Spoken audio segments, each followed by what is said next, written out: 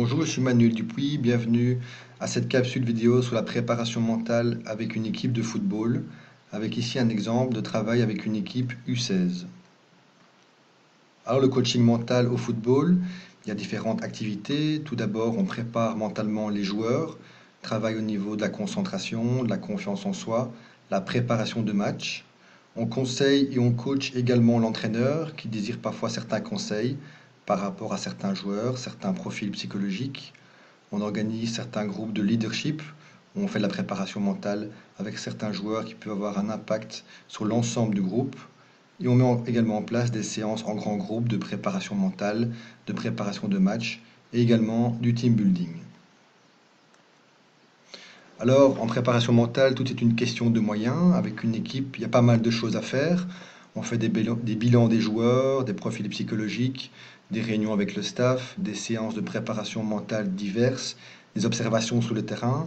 Et donc, en fonction de la situation et des moyens, on doit parfois prioriser certains axes de travail en essayant tout de même donc d'être efficace, mais avec moins de moyens.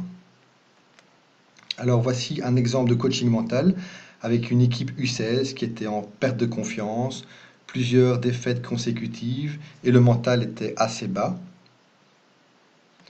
Dans un premier temps, j'ai organisé une réunion avec le T1 où on a défini ensemble des stratégies de travail communes avec notamment une première stratégie axée sur le principe d'action positive où l'objectif était vraiment d'essayer d'activer un maximum de positif chez le joueur pour leur redonner confiance et également un travail du renforcement de la cohésion.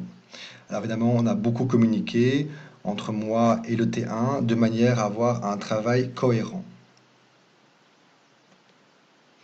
Premier axe de travail, les interventions du T1, qui a mis en place pas mal de choses, notamment les 2 premières semaines, il a invité les joueurs à lui envoyer un mail après chaque entraînement en citant une chose positive qu'ils avaient fait durant leur entraînement ou leur match, et également une chose à améliorer, en leur demandant de proposer une solution.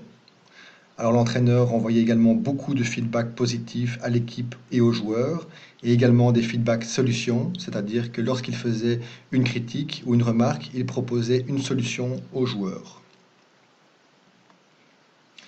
L'entraîneur a également fait un gros travail par rapport au stress.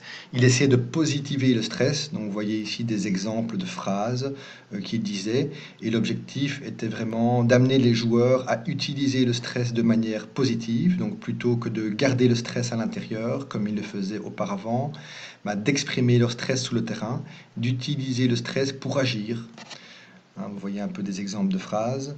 Et il proposait également des petites astuces pour se relaxer au moyen d'exercices de respiration ou de relâchement musculaire. Deuxième axe de travail, la préparation mentale avec le coach mental.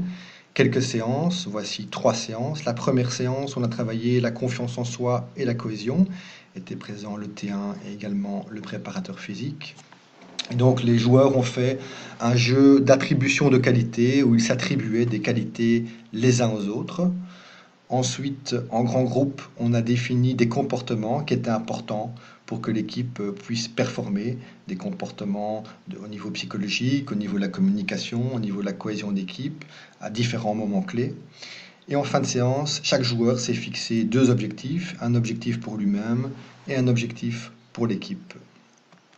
Alors, deuxième séance a consisté en une préparation de match, principalement axée sur la préparation psychologique et les comportements à adopter pour être psychologiquement et au niveau de la communication au top, être positif.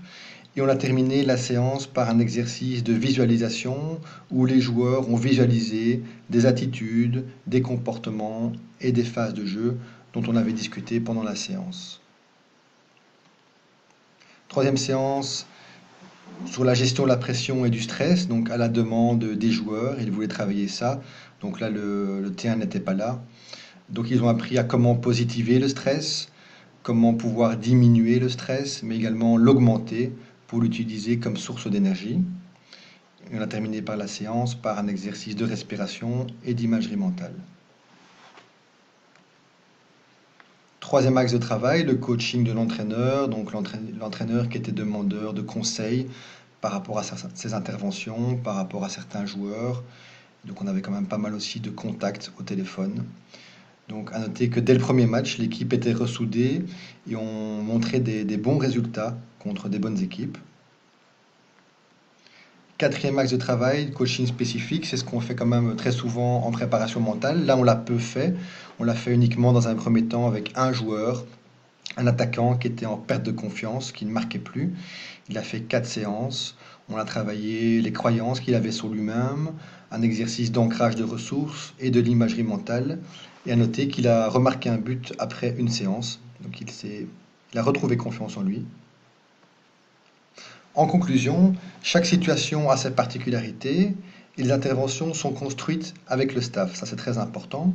Et donc, les axes de travail prioritaires sont choisis en fonction des moyens. Donc, même avec peu de moyens, en fonction de la situation, de ce que l'équipe a besoin, on va mettre en place certains axes de travail qui vont permettre d'être efficaces. Alors, pour toute question, vous pouvez contacter la formation des cadres. Vous avez ici l'email, les coordonnées. Merci de votre attention et à bientôt.